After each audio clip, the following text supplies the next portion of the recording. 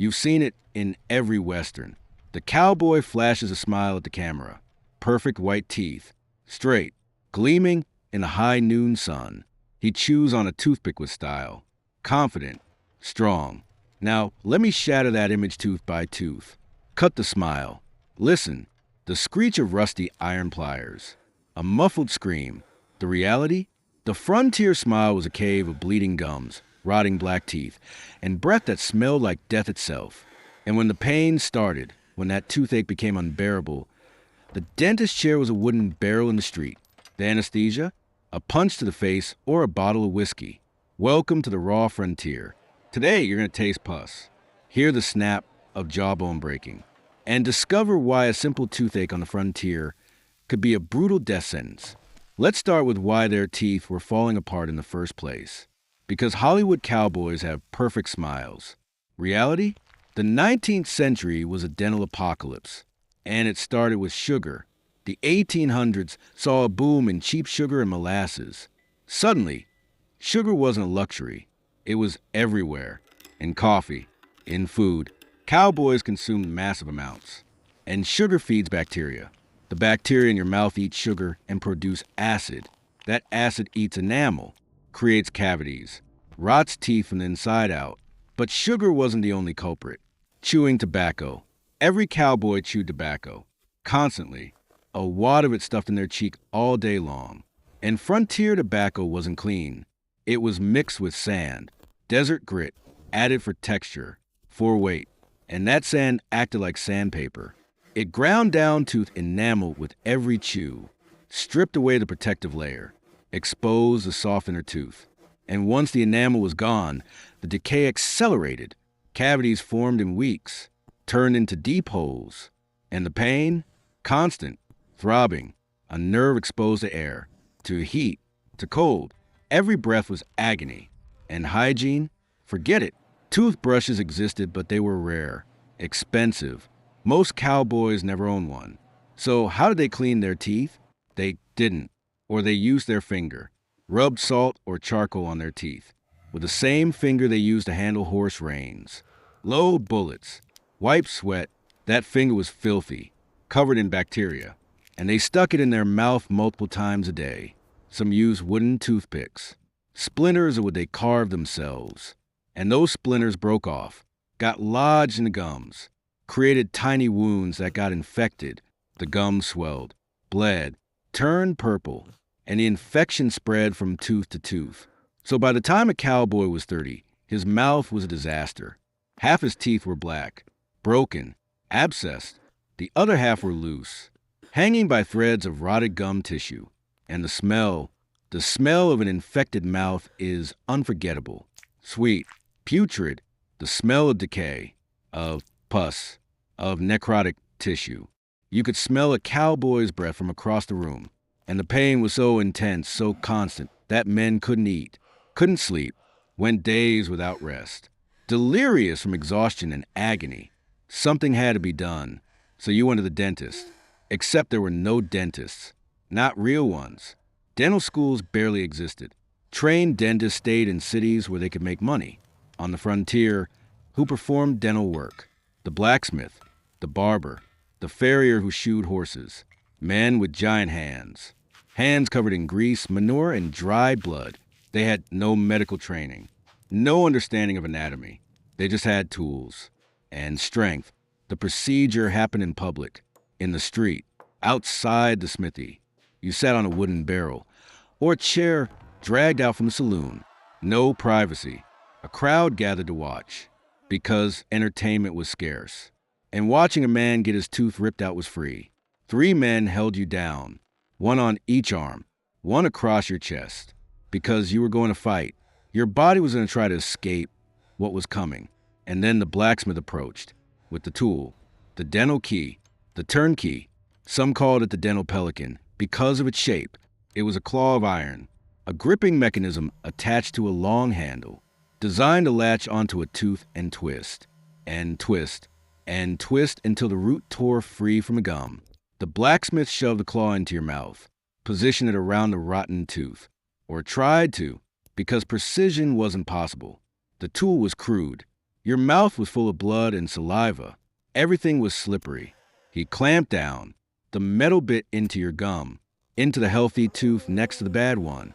And then he turned, twisted the handle like he was opening a stuck jar. The pressure was immense. You felt the tooth shift, felt the roots tearing through gum tissue, through bone, and then the pain. Blinding, all-consuming. You screamed, bit down on a leather strap or a piece of wood.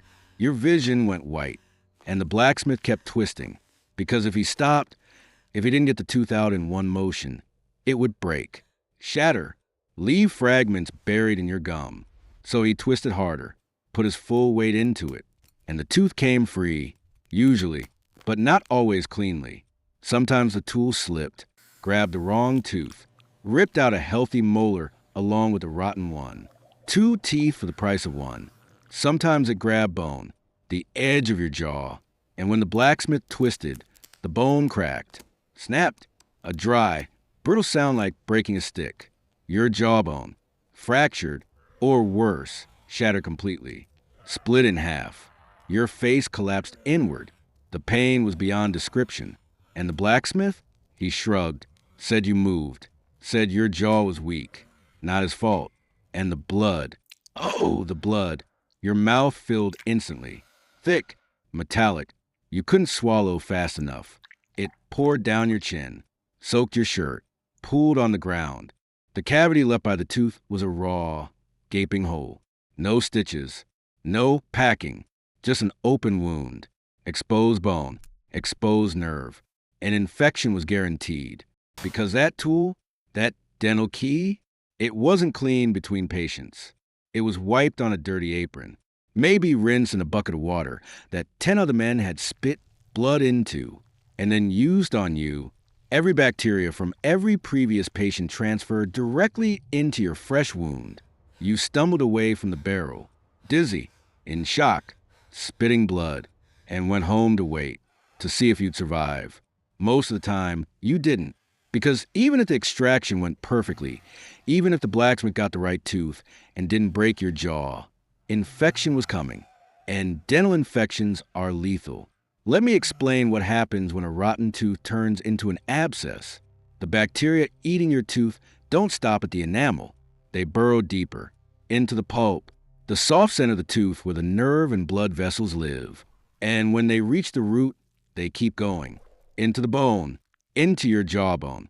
And there, in the warm, wet darkness, they multiply, form a pocket of pus, an abscess, a balloon of infection growing inside your face. And pus needs to go somewhere. It's liquid, under pressure, so it finds a path. Sometimes it bursts through the gum, creates a fistula, a tunnel from the abscess to the surface. Pus drains into your mouth. You taste it constantly. Thick, yellow, foul, but that's the best case scenario, because at least the pressure is released. Worst case, the abscess grows, expands, melts through bone, descends into your neck. The infection is called Ludwig's angina, and it's a death sentence. The pus fills the soft tissue under your jaw, your tongue, your throat. Everything swells. Your airway narrows. You can't swallow, can't breathe. You suffocate slowly, over hours, days, conscious the entire time, feeling your throat closing, gasping for air that won't come, or the infection goes up into your sinuses, through the thin bone at the base of your skull, into your brain abscess, meningitis. You develop a fever, violent headaches, hallucinations, seizures, and then death. There's no treatment, no antibiotics, no surgery that can reach it. You just die, raving, delirious, your brain cooking in infected fluid. But some frontier doctors tried to drain the abscess before it killed you. And their method? A knife, a pocket knife, unsterilized. They felt the swelling in your face, the hot, tight skin over the abscess, and they cut, sliced through your cheek from the outside. No anesthesia, just held you down and cut. The blade went through skin, through muscle, hit the pocket of pus, and it exploded. Cups of thick, yellow, stinking fluid poured out, onto the table, onto the floor. The smell was unbearable. Sweet, rotten, the smell of death, and the relief was temporary. Because cutting through your face with a dirty knife introduced more bacteria. The wound got infected, the abscess reformed, deeper, worse, and the cycle continued until you died or your face rotted off. This is the reality Hollywood erased. The Old West wasn't for people with pretty smiles. It was a world where your own mouth was a biological trap, where a toothache could burrow into your brain and kill you, where the blacksmith could shatter your jaw trying to help, where infection was inevitable and treatment was butchery. Most cowboys over 40 had lost half their teeth. The survivors walked around with sunken faces, collapsed jaws, chronic infections oozing pus.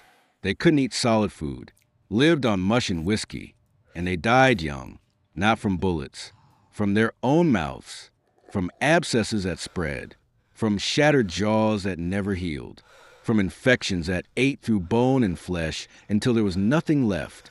So here's the question. What would you do? Let the blacksmith twist your tooth with pliers covered in horse blood and risk a shattered jaw?